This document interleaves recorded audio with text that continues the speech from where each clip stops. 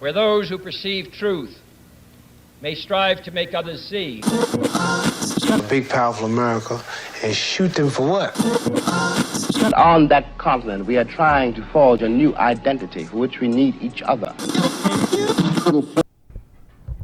I want you to picture that you're the president of Ghana, and you're subjected to a military coup that really ejects you from power. And in the demands of new leadership, you realize that there is a restructuring going on that you previously refused. And this restructuring would really lead to the destruction of the value of the national currency. It would require the resources, the natural resources, to be given away. And it would subject the citizens to work for businesses in a system that would really put them under conditions that are basically slavery. And why this would be paramount to this new leadership, you realize, is because that in accepting these terms, the new leadership will receive loans and support from the West if they comply with these particular demands that were made.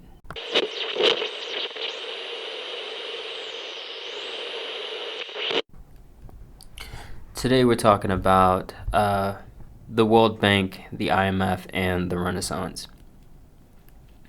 And we're going to be referencing Hidden Repression. This is how the IMF and World Bank sell exploitation as development. Now,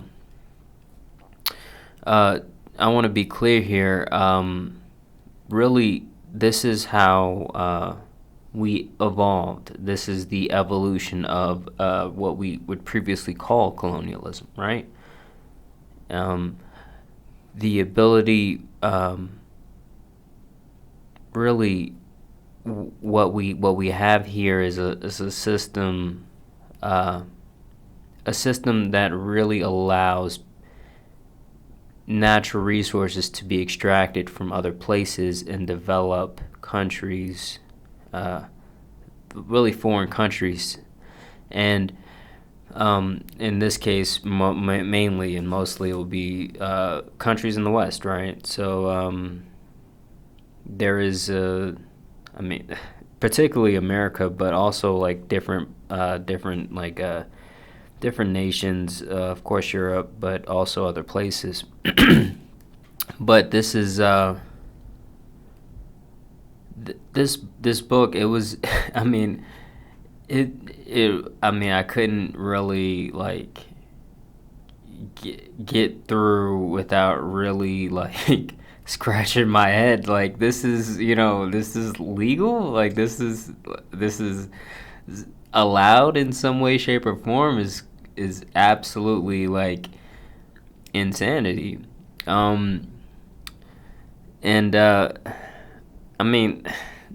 To be honest with you guys, the ability for the U.S. to like print money, right? They like out of essentially thin air, right? That's already questionable.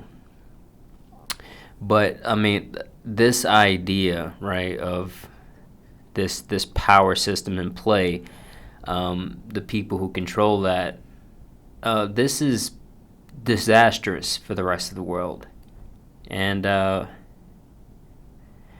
it's important that we understand that this bubble of civility that we've created for ourselves is something that that really looks like an intense hypocrisy for America in terms of how we advertise. The advertisements of us being kind of a fair and equal society and a fair and equal place.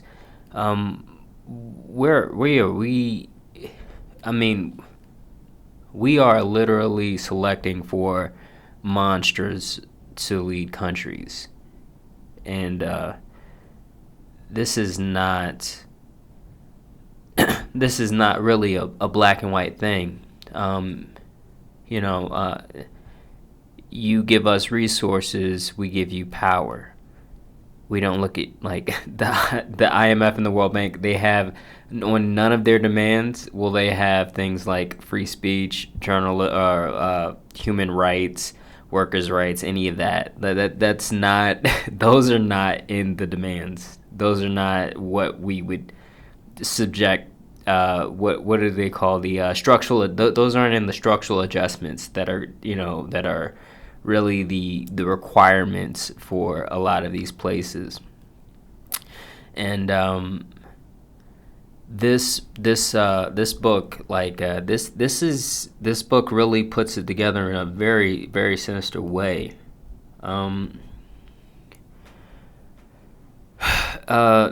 The idea of structural adjustments.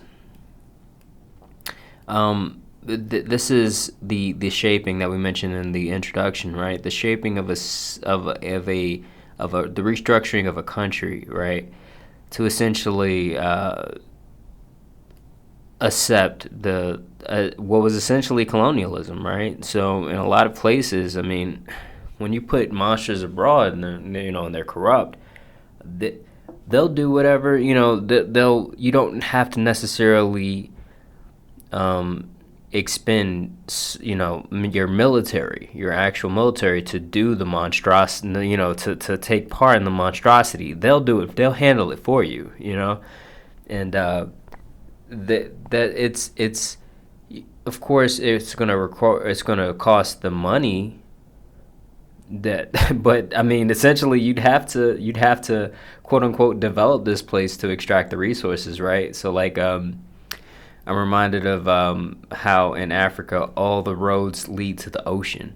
They lead from they in some way, shape, or form they lead from the mines to the ocean, and they don't connect across. They don't connect. There's not an international connection, and that is it's remarkable in terms of the way that we can advertise and create this advertisement for ourselves and allow this. It is remarkable. This is in terms of one particular instance, Bangladesh was really convinced to essentially,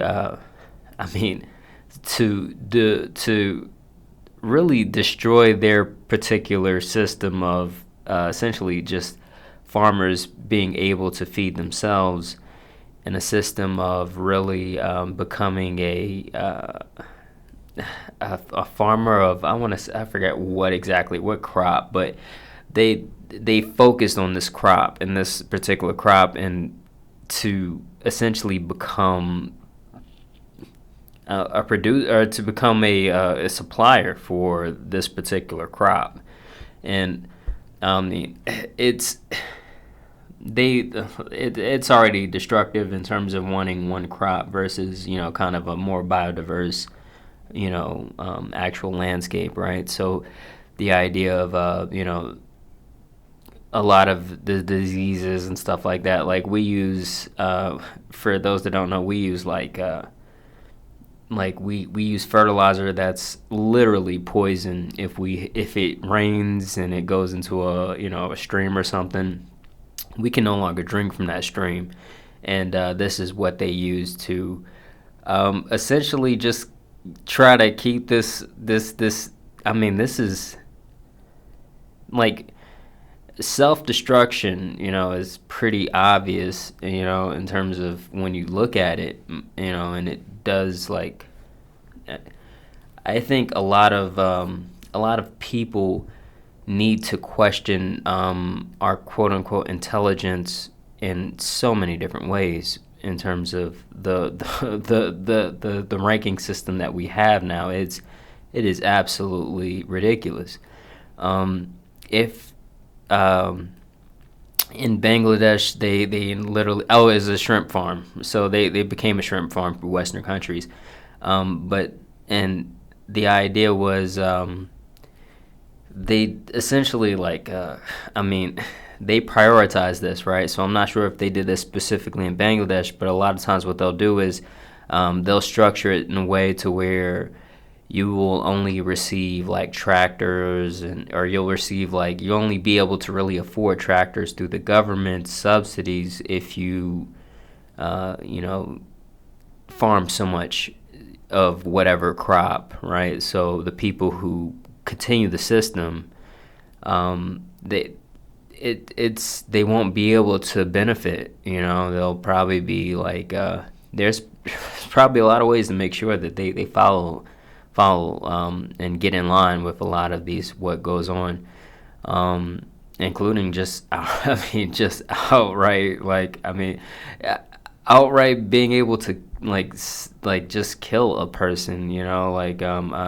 For the I'm reminded of what they did in South America with the banana farmer or the banana farmer that's I forget their name, but they're really big here if you go to any grocery store. But one of their representatives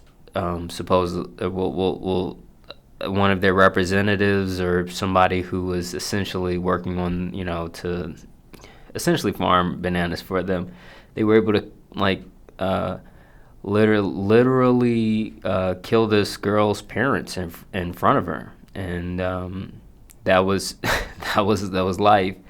And this is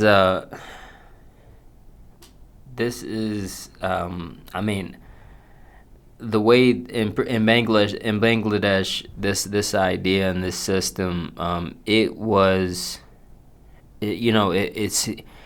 something for the West, but not only that, the workers didn't receive really the profits from the idea of being a producer of shrimp. In fact, they came away with less than 50% of the profits, and and a lot of the profits themselves go to serving a foreign debt, right? So the idea is they're loaned money and they're not able to pay the money, and following this particular structural arrangement or this arrangement, this is debt is an asset essentially to these people.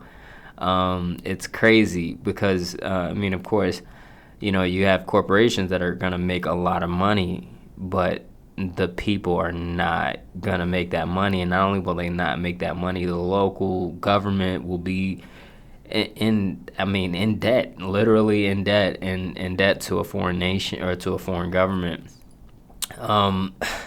It is the ways in which that operates, like I said, it's unbelievable that this is actually something that we subject people to. And when you really think about kind of the nitty-gritty, it becomes even more monstrous.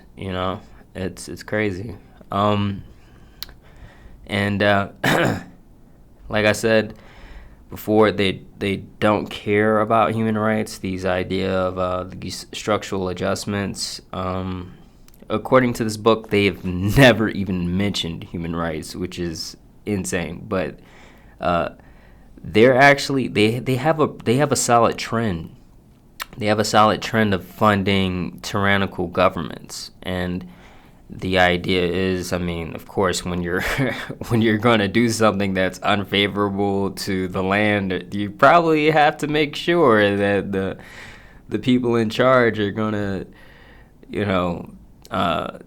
get everybody else in line with something that they wouldn't actually agree to. And it's how a lot of these guys are essentially, that this is a trend for a reason. You know what I'm saying? The idea of this in the story where the president of Ghana was essentially overthrown. they, I imagine they had a lot. Like they funded. They would probably fund the military the military that was responsible, or the people that were responsible for that coup. And a lot of times when it comes down to it, it's just like, hey, we can use these people to overthrow these people, and the U.S. they have their hands absolutely like in so many different pots, right? And the idea is we can essentially we can extract resources from these places if they have unfavorable leaders, and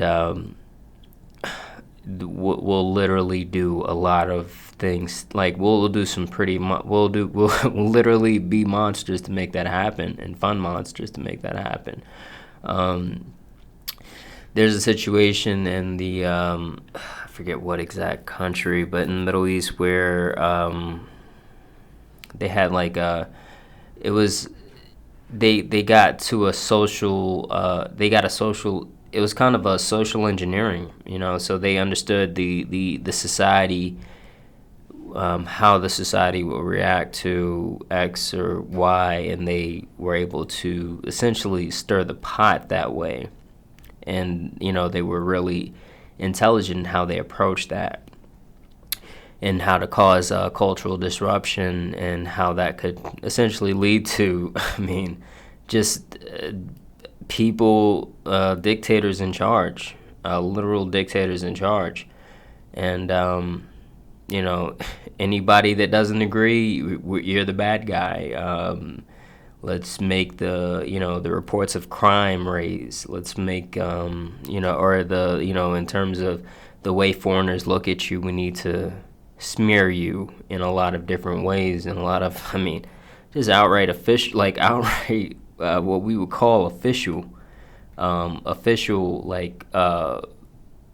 information being essentially being skewed to make sure that the world doesn't, the world will not favor you, like making sure things like you can't get, isolating you from pacts like NATO and stuff, and or like I forget the SEATO or something like that, the Southeast Asian people it's something with Southeast Asia or something like that. But the idea is like they kind of have a system in place to where they a system to make sure that they are able to continue exploiting, and and we don't see that benefit either. I don't think we'd want to see it, but but at the least, your tax dollars are going into it. This isn't going to your pockets. This is going to large corporations and companies. You know what I'm saying? Like, this isn't going to, we're making ourselves, like, they're making us rich, even though they're hiding this.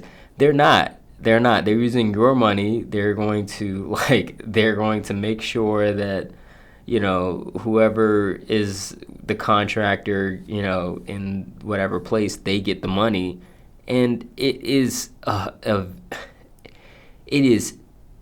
ridiculous that this is allowed to happen, and to benefit, to benefit literally just the large corporations and those people. And it's insanity. And it's really, we're making monsters, and we're making we're making monsters into kings, and I think we need to realize that too. And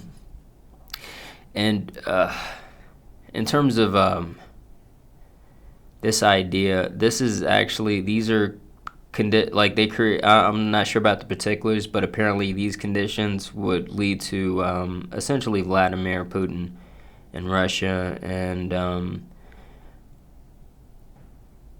the idea of I could imagine, I mean, being able to resist this type of the West is like very, very hungry for to end competition in a lot of different ways, and and they'll put a good face on it for a lot of people. But I mean, easily, like, if you need to combat that, then being kind of it could easily lead to conditions to where someone like Vladimir Putin comes up, or the leadership in different countries like China, that are able to simply put a hard line and say no, and why they need to do that. And this idea and this system, a lot of people, you should look at colonialism and the Renaissance, but the idea of like people being able to simply a lot of what goes on is they create this, they develop, quote unquote, develop these countries, and in ways to which it's like they become more reliant on other countries, right? So their amount of imports would increase, right? So they need, in terms of food, the different agricultural products. Once you really destroy the farms, you need you need food, and obviously it can get pretty disastrous very fast. But also like the idea of infrastructures in general, right? So people, when you have to make repairs to a road, but those repairs aren't you can't find the materials locally, right? So those materials, you don't have factory industries coming up in these places a lot, or I imagine a lot of these places, unless they service particular purpose to particularly become or to export to the West. This is essentially how a lot of what how a lot of people end up having to really rely on other countries for the materials, in terms of just upgrading their own, or repairing and essentially upgrading their own system. It's not a system in place that encourages self-reliance. It encourages being reliant on another person or another country in a foreign country, and it's insane. It's it's absolutely insane in terms of what we do, but also this idea of of leaders who stand up and say no. There was a leader in Africa that denounced the debt and essentially said he wasn't paying it, and he was assassinated after. He was literally assassinated. I think that year, I want to say a few months after he formally announced nah, we're not paying this. It's really to think that this is to think that this is kind of how it works.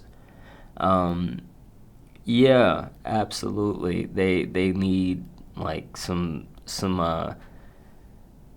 very rough dictators or rough leadership, right? So I'm not gonna say dictators in particular, but these guys, they don't come in and just send an army to your front door, and they're not straightforward that way. They're actually very intelligent in terms of the way they can culturally they understand the cultural engineering and how to shift that in such a way to where they can get what they want. And essentially you got all you just need is one town idiot. Honestly, all you just need is one town idiot that'll say, "Yeah, sure, I can." You mean you pay me? You'll pay me? Like that's all you need. That's literal. Like you get that, and all of a sudden you got your your mines and your minerals and everything else, and like this leader who said no to you is literally in the ground. Like so it's I mean it's crazy. This idea of also one thing about really, I think a lot of us understand. A lot of us, most of us would hope to understand. There was, I'm reminded of a conference where they were in this conference they were literally getting up on stage and describing how companies could make money off of natural disasters. And it was like, are you serious? This is, we're getting in here. I mean, I can see that being a tremendous issue, for, a lot of different people, a lot of different situations. But the idea of really facing a disaster, the IMF, in some kind of disaster, they demanded Mexico repaid its debt while it was literally days after this disaster took place. So they're still in the repair, and they demand it to be repaid in the repair of this particular disaster. And of course, they'll be like, hey, look, we can't really do that, and they'll be loaded on to, or they'll be loaned more money and go into debt even more, and it's really bad. It's really bad in terms of what these guys are able to do, and really how they act, and the lack of morals and principles that are essentially in leadership right now. This is I mean, you're not gonna get a today, 2025 or whatever. You're not gonna get any type of president that really wants the people to know hey, look, they're not gonna expose what the IMF and the World Bank do to other countries. They're just not, right? Because it's just everybody that pays me would essentially they would give that money to the person next to me to put a bullet in my head. That's literally it. That's how these things go. And that's if I succeed in getting any type of traction, right? So that's that's a whole nother thing, right? So look, you can't really climb the ladder. You can't make that. You can't make that a campaign thing to go against this, and we're pretty deep in the hole. How so it's dark. It's really dark in terms of understanding a lot of this stuff, I realize. And in terms of this idea of really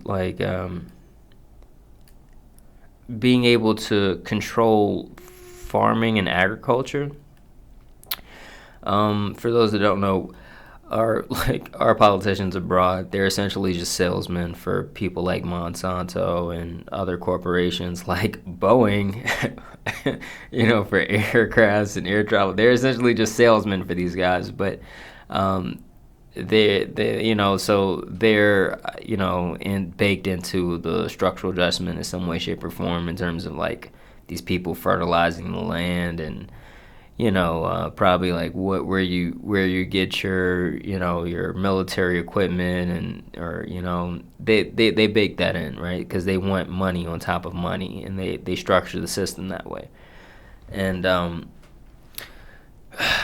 the idea of this particular, like, there's a situation where like Jamaica goes to, or Jamaica leaders in Jamaica, they went to the World Bank and told them that after following, their particular like adjustments, that farmers were starving, and they were told that the markets were telling them that they weren't doing what they were intended to do. And I mean, like, I couldn't imagine, like, like, this is, I mean, it's insane. I can't say insanity enough, but I imagine in this particular situation, they didn't go through and say, hey, look, you got, this is the particular, like, particular crop. I'm guessing they got that through another means or whatever, so they didn't, so they were, like, following essentially the guidelines to where they would destroy their own farms and try to create this export business or whatever, and it didn't work out because, whatever happened didn't work, and they were going back to the banks to tell them, like, hey, look, man, our farmers are pretty much starving right now. And, I mean, just being told to follow the markets, like, you mean your friends? Like, you mean your best friends that are probably, like, they're not essentially able to sell the things that they told us to make. It's insanity. But New Guinea, right? So they have a situation where they were subjected to literal, like, I mean, it's colonialism, but they were like, they had to, bring people in and make, like, these guys, like, they were able to, the people that came in, they were, like, of course, like, white people who were just, like, able to be, they were, like, essentially treated better and had better jobs and things like that, but they didn't call it colonialism, they called it transmigration, right? And the way they were essentially, like, they were forced this through their leadership, I believe, or I'm not sure what the system was in place in general, but I remember them.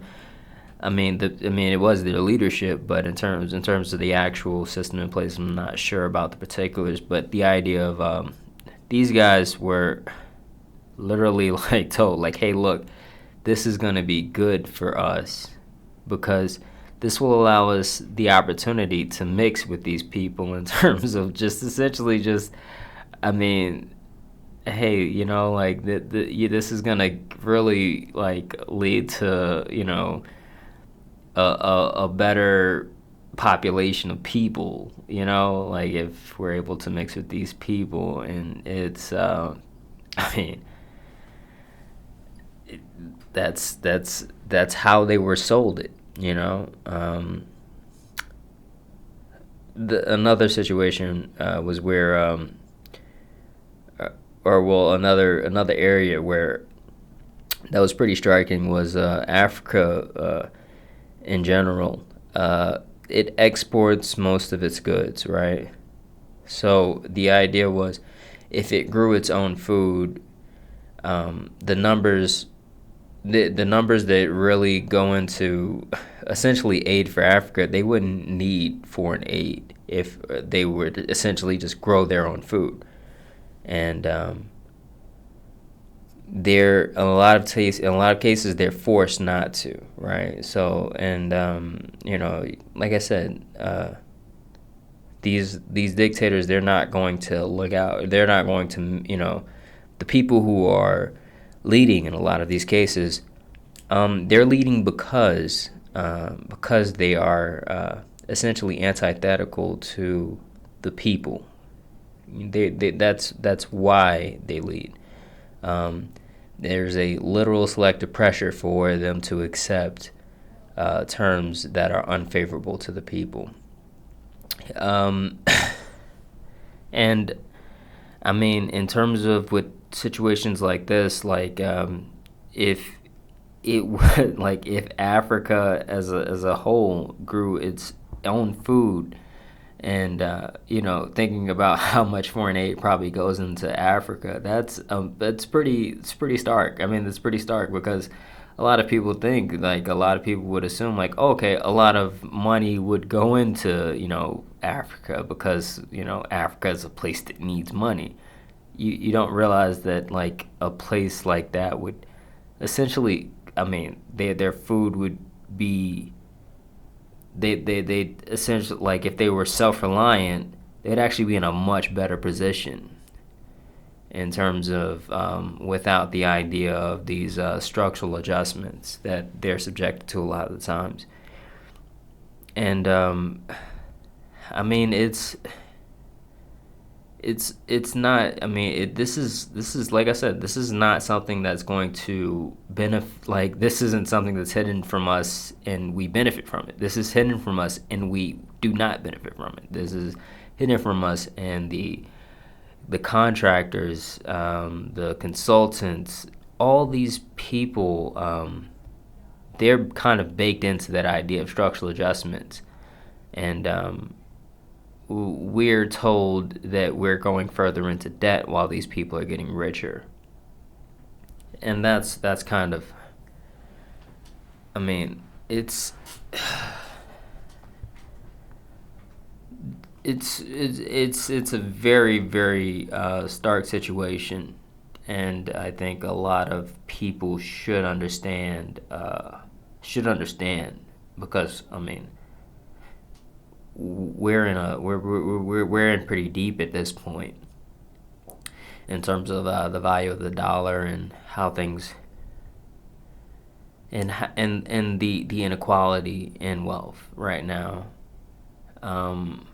It is it kind of like, it seems like I mean, it seems like you're an advocate for socialism when you really argue against the idea of it being an oligarchy. You know what I'm saying? Like, and it's just like, no, this is just like, this is literally capitalism unhinged. This is literally capitalism unhinged. You cannot make it like, you can't like you can't make the case when you understand how the richest people are rich and how they can stay rich and how they continue to get richer. You can't make that argument when you understand the intricacies of how this is happening. And how, I mean, essentially, like, they're getting tax dollars, like, that is, or they're finding a way to get tax dollars into into the pockets of people or corporate business owners or corporate owner, or corporations in some way, shape, or form. And the idea of banks, they like. Their loans also would essentially require, or their adjustment, that they would require adjustments or structural adjustments that would lead to literally thousands being displaced, right? So like, if there's like some kind of like mine or something like that, it's pretty like getting people to move, they're, like I said, we're not getting like they're not getting the same mask of civility that we're getting here. You know what I'm saying? Like, that's not the case, right? They're getting, hey, look, move. This is how it is, and this is how it's gonna be. And if you go against that, then, I mean, we'll take care of it from there, and which would, essentially just you, it's a gunshot. It's a gunshot at night. You know what I'm saying? Like, your neighbor's hearing a gunshot at night. That's them taking care of it, and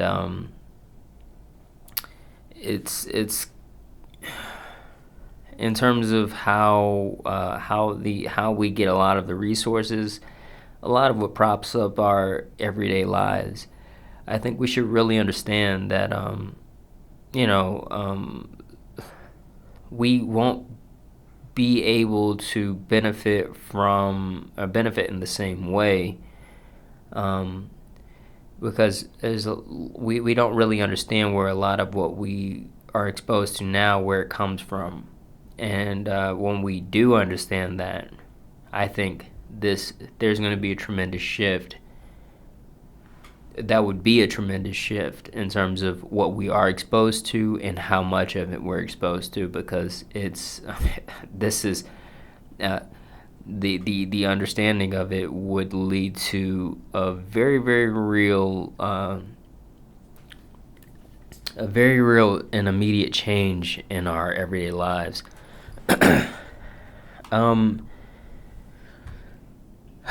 The idea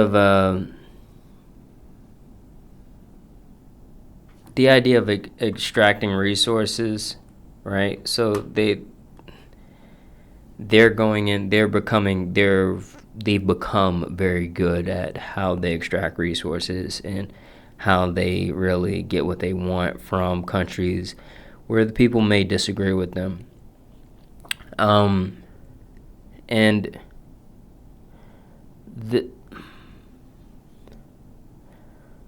you won't get these countries to come up without incentivizing them to really invest into these systems that we've created, and the systems that allow us to really prop ourselves up, and for you to not know where any of the things that are around you come from, in terms of the actual, like, how it's made and the natural resources behind it. In terms of an economic crisis, right? So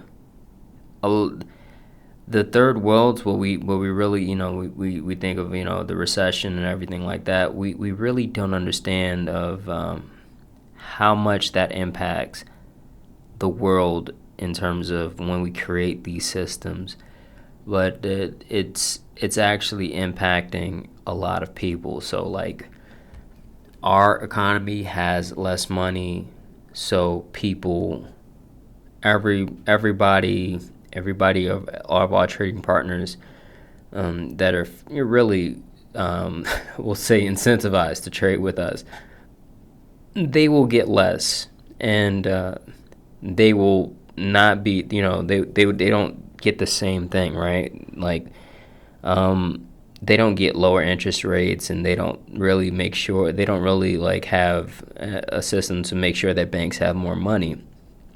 These people are simply told to tighten up and tighten their belts in a lot of these situations, and that is really a hard truth, because when it came down to when it comes down to, like, us getting into conflict in any way, right? So economic crisis, yeah, but also war. Like, these countries, there is a system in place to make sure that they sacrifice more in those times, and they're incentivized to essentially do that. I mean, it's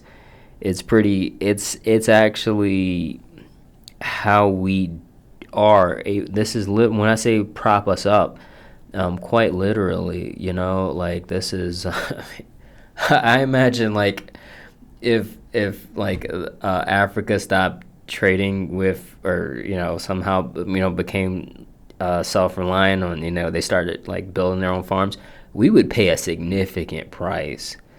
Like, they're like, you can't really just toss around private military complex, or the private military contractors. You can't really have them doing, controlling resources and shit, but things like that for us. They would, like we would see that very immediately. All of a sudden there is I can imagine all of a sudden there are leaders talking about, hey, they need more freedom in Africa. Like very quickly we would see, like, oh, they may have weapons of mass destruction in Africa. Like you get that so fast, so immediately. Like that shift would be so drastic if that happened. It'd be insane. But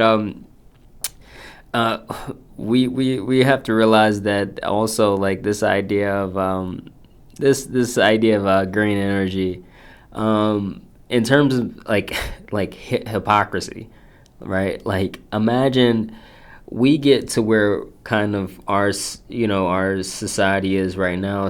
We have to rely on coal and minerals and stuff, or not coal, not minerals, but coal and and oil and in the gas industries, and we had to kind of get to a level in there to really start to make the shift into green energy. And a lot of these countries, they're being told, hey, look, don't use the oil and the coal that you may have access, or that may or may not be in these grounds. Right? Like you have to do this whole, you have to be a powerhouse without that in some way, shape, or form. And I mean, we're not teaching these, we're not going and educating people to, essentially become engineers to create more reliable energy systems. Like a lot of times we're just simply telling these people, like, hey, look, we got these kind of regulations now.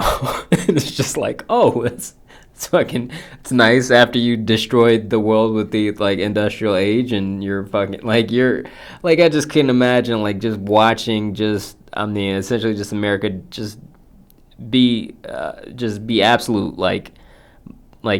just absolutely do what they want. I'm just imagining a kid in the kitchen that's just completely splattered everything with this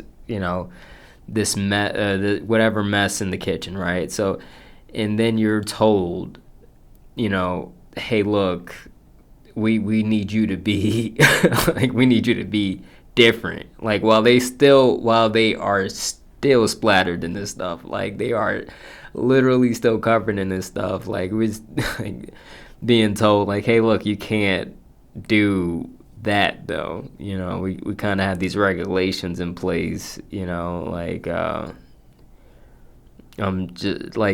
some kind of picture of I think I want to say it's is it Bill? I want to say it's Bill Gates, but he literally says he's asked hey, look. One of the interviewers credits the interviewer. They asked him hey, look, you have this thing where you kind of use private jets still and private airlines. What's your justification for that? And he was like, well,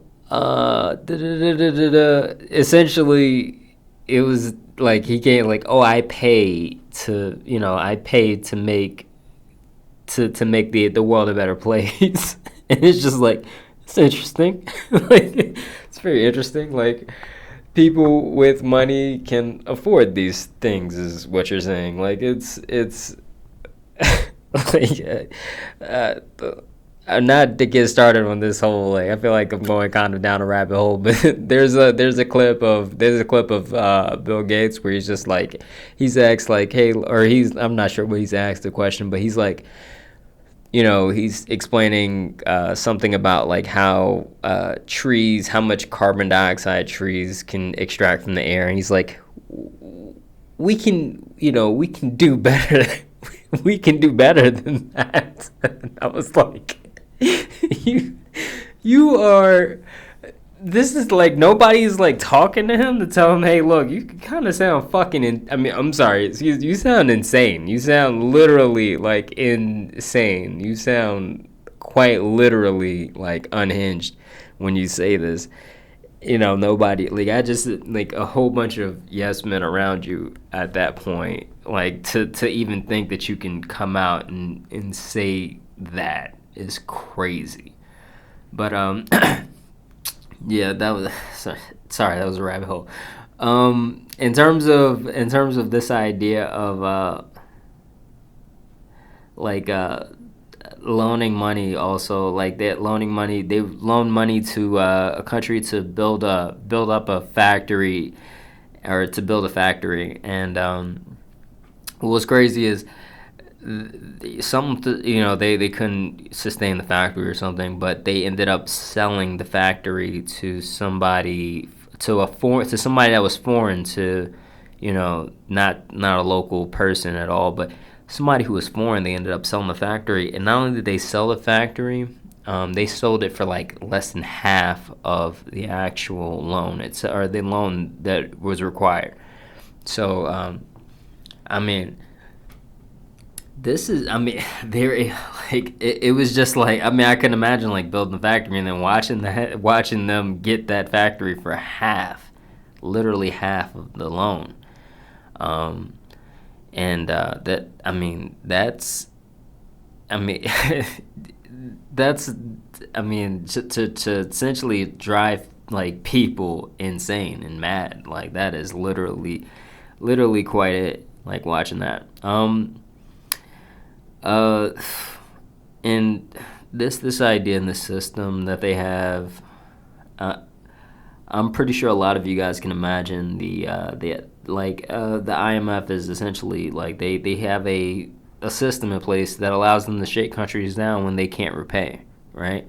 How do they do that? With a lot of international influence, I'm sure you could imagine, but also, like, just able to, like I said, those private military companies, they will, or contractors, they will, you give them enough money, they'll do whatever, A lot of times they'll, like,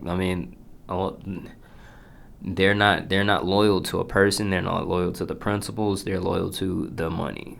And when it comes down to a lot of these places, when it comes down to shaking countries down when they can't repay, I'm sure they are phenomenal at that.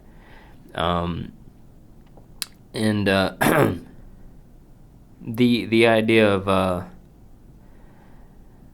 voting power in this particular, or in the IMF and the World Bank, the voting power. So, like, how the structural adjustments end up coming into being, or whatever, the influence that creates and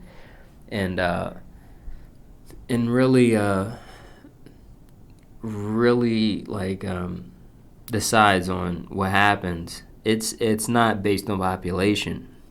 It's not. It's based. It's actually what happens is the U.S. controls a lot, and the most Germany, the UK, and Japan, right?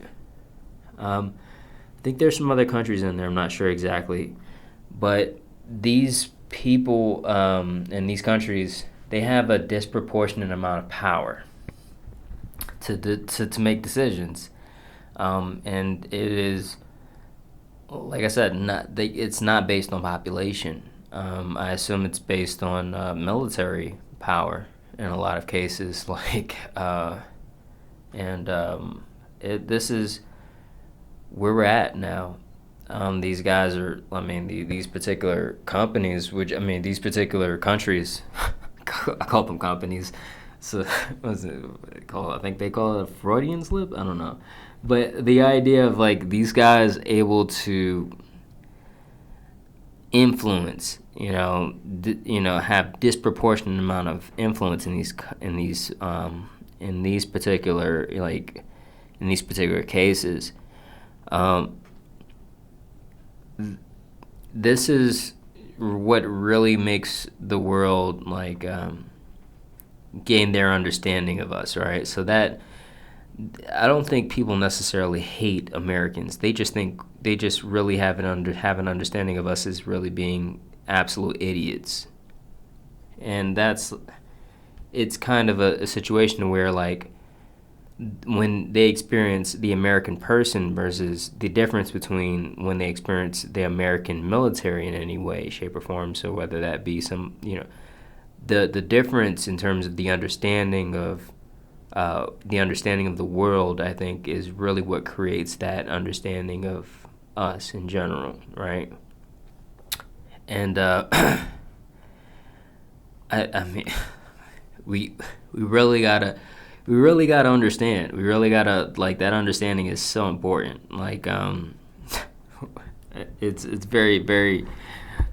I mean, like I said, like the idea of us saying this stuff is insane is one thing, but a lot of people understanding, like, oh, this is us coming to that understanding and that realization that, oh, this is absolutely not gonna work. Like, we're absolutely not gonna do X, Y, and Z. I think there's that level of understanding we have to attain in order to really say no.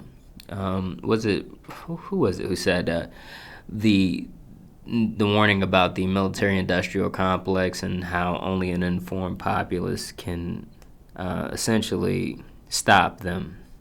And I think, and that's very much true. I would say.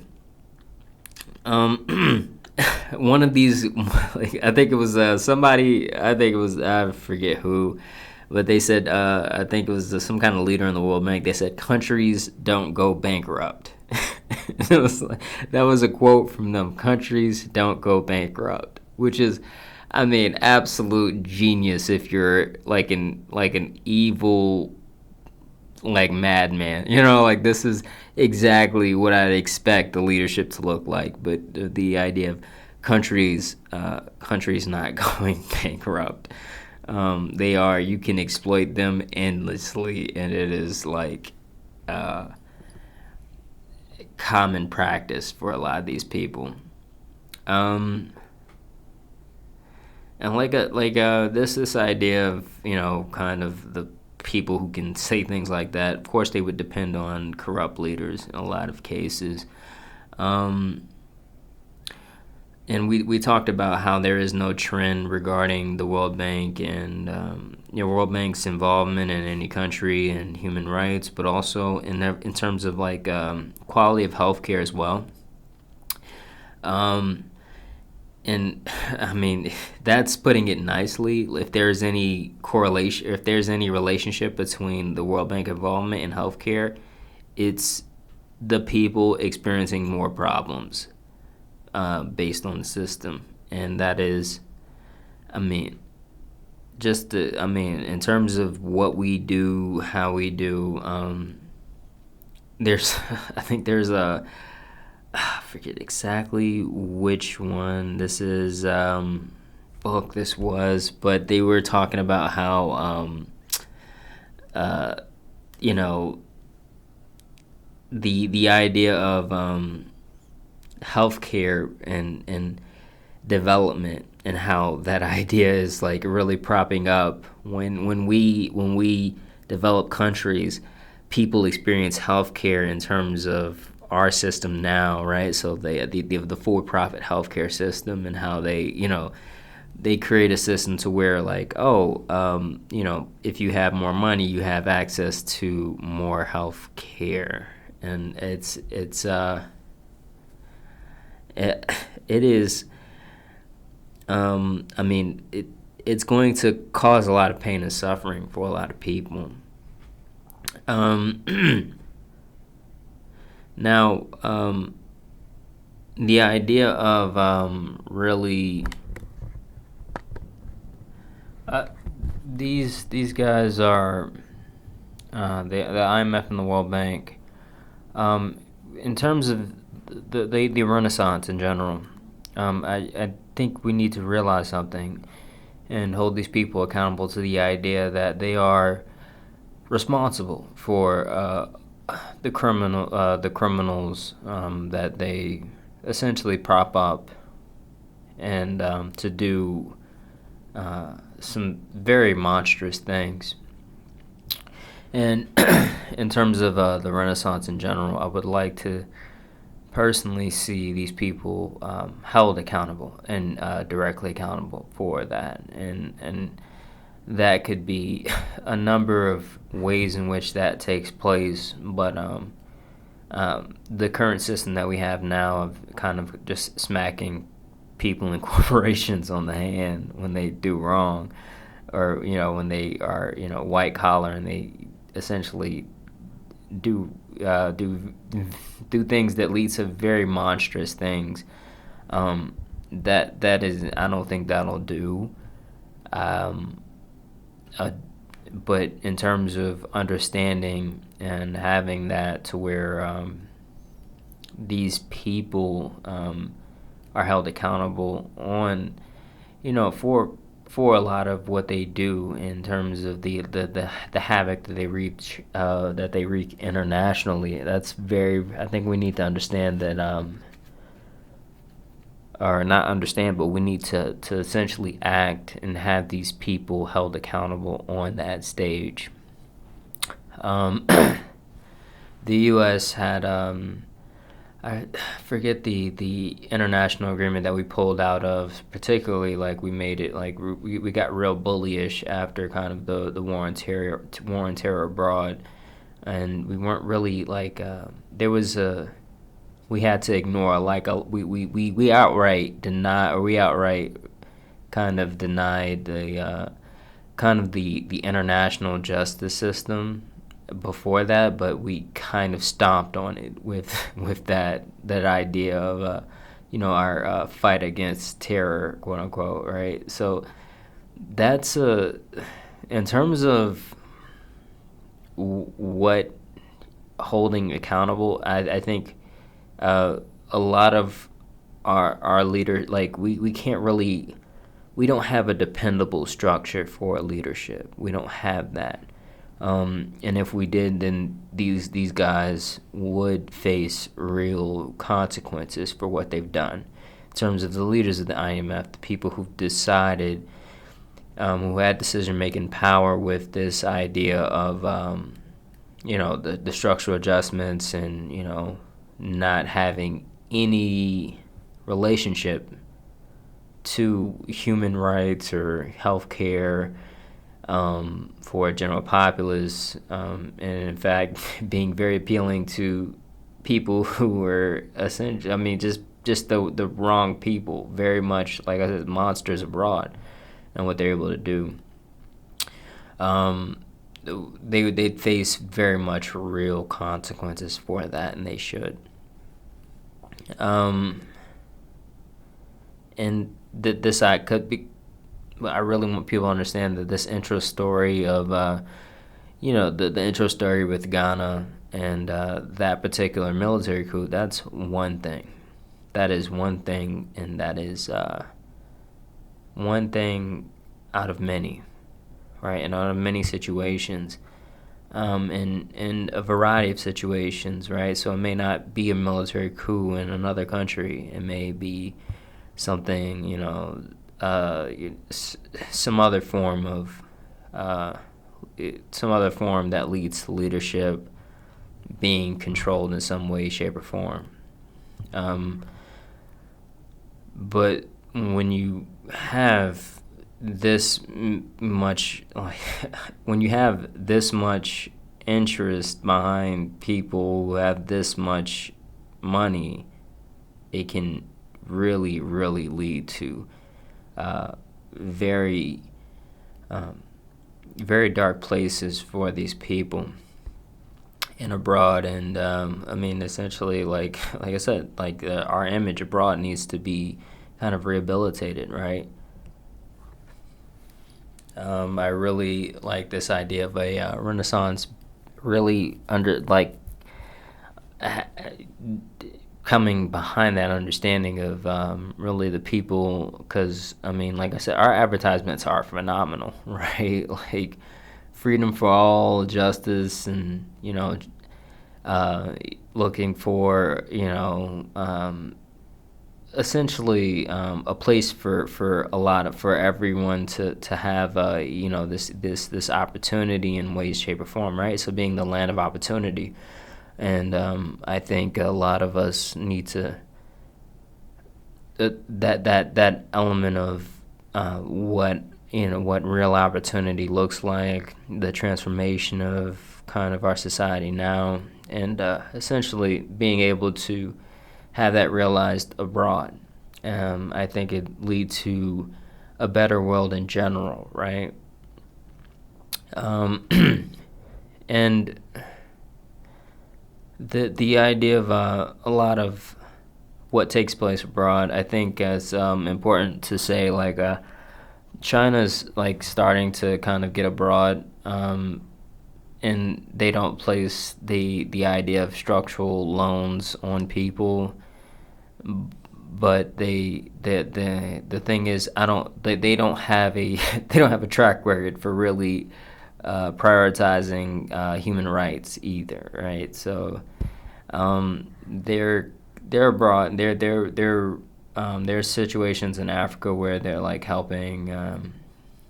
They're helping develop by building a dam or something like that, and I've heard mixed things. Right, so like when this situation to where they're helping building a dam, that's one thing, but also there's a I've also heard to where they're sending essentially their prison population to Africa too, and I mean you can imagine they weren't doing they weren't doing good things, and at least in some situations to where I've heard of, right? I think we have to, in terms of this idea, this creation, the people that are for capitalism, there has to be a very real understanding of how unhinged we've become. There has to be that to where it has to develop into real action in terms of actionable steps. We can't, if the idea of a renaissance rather than a revolution. In a revolution, I picture violence, and I picture kind of the comforts of everyday society now in terms of civil society coming to an end very abruptly.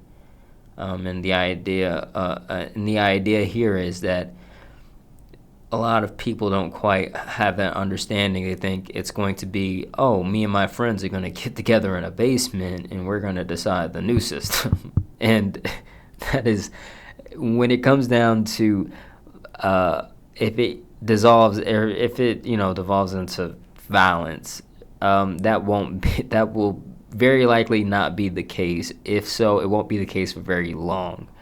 The idea of a lot of these guys, what they're able to do, we don't want to see foreign, private military contractors in our streets. They won't care about human rights either. They won't care about the people that we really advocate to care for the most. They will likely fear the worst. Like, we have to have that understanding. And it's it's a hard pill to swallow, but we really need to understand that this idea of people who understand and value the system of capitalism have to rein it in, and it can't be out and operating in the way it does now, right? Because the case is going to easily be made against it. We can't, that is something that we can't allow for. This idea, this experiment that we have as a society, I think it has a very real, very solid principles, if we can realize that, right? But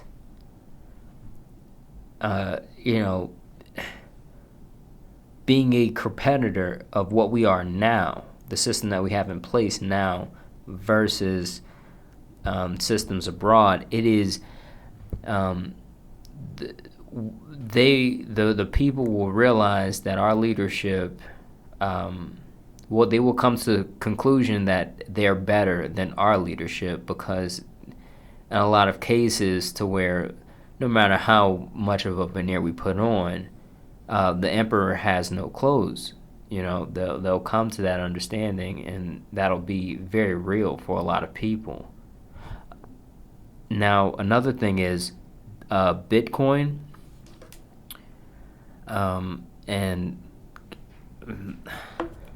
I am not necessarily like very educated on Bitcoin or current or digital currencies in any way, but these guys, they have a like kind of a system of fighting the current system that we're in now, in terms of there seems to be kind of a revolutionary mindset that's kind of brewing with Bitcoin, and they're holding conferences in Africa, and people are essentially like people are able to kind of get around this system of really just corruption with the kind of how they're